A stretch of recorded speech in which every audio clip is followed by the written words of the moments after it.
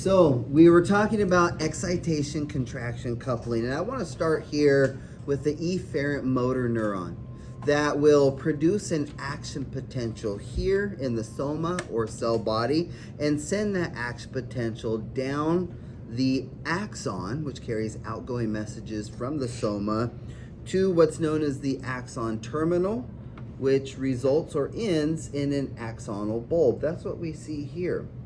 Once this chemical electrical signal arrives at the axon terminal or synaptic terminal, the arrival of that electrical signal is going to activate voltage-gated calcium channels that will open up and allow calcium to influx into the synaptic terminal.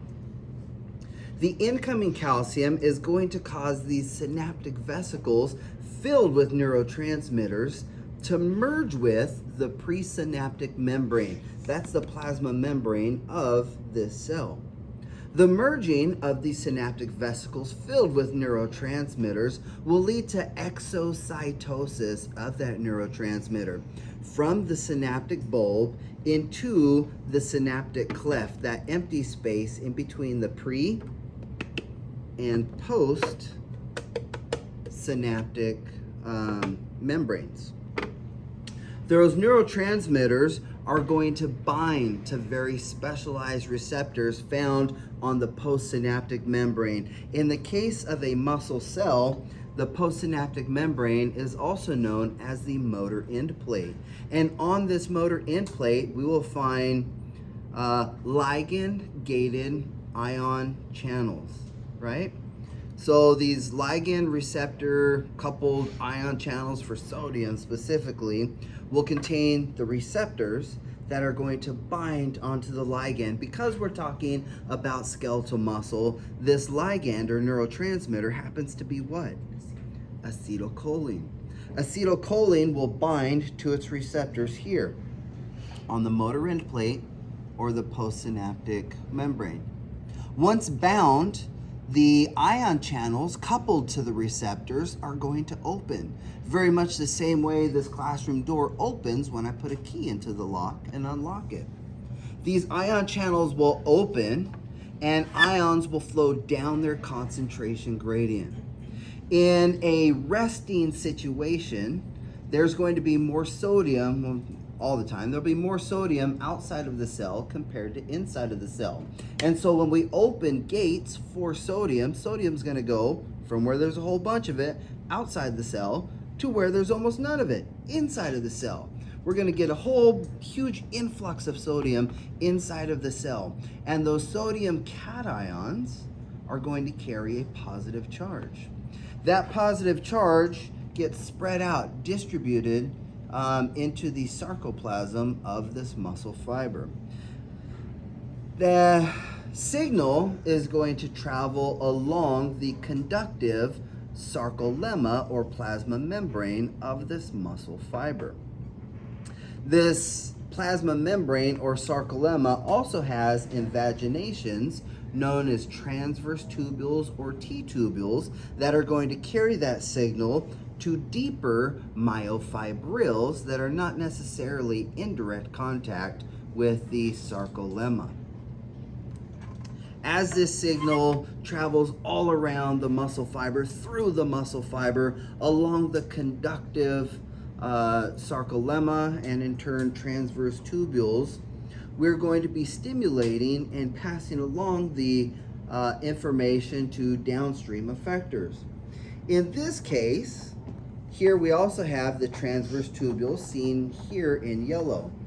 This transverse tubule is going to holler out to the surrounding terminal cisternae that make up the triad. Remember, we have a terminal cisternae, transverse tubule, and another terminal cisternae, 1, 2, 3, makes up the triad. And the message here is release your calcium. And the terminal cisternae and in turn sarcoplasmic reticulum dump their calcium into the sarcoplasm that's filling all of this. These calcium 2+ cations, they have something, a destination in mind, and they will be binding onto these green regulatory proteins known as troponin. Once bound, troponin goes through a conformational shift that takes tropomyosin, seen here in yellow, and moves it. So troponin is going to be responsible for moving and holding tropomyosin out of the way, now exposing the myosin binding sites on actin.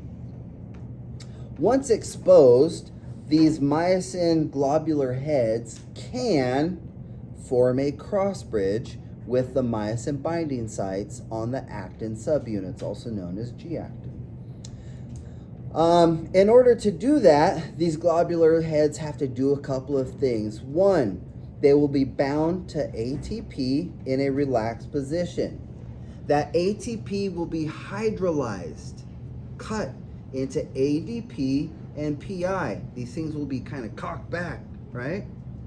We will form a cross bridge as these globular heads grab their binding site on actin, releasing inorganic phosphate from that pocket. We have the ability to pull on the actin filament or filamentous actin, therefore releasing ADP. And we're locked until a new ATP comes in, allows for myosin to let go of actin and just relax. Remember, ATP is going to be hydrolyzed. We're going to cut a bond, and when you cut a bond, you release energy back to the universe. We'll capture some of that energy to cock the myosin head. We'll form a cross bridge, and there goes inorganic phosphate. We'll power stroke, and there goes ADP. We'll bring back in ATP, let go, and relax until it is hydrolyzed, providing the energy to return to the cocked position. That there is excitation-contraction coupling. Sweet. I did not have a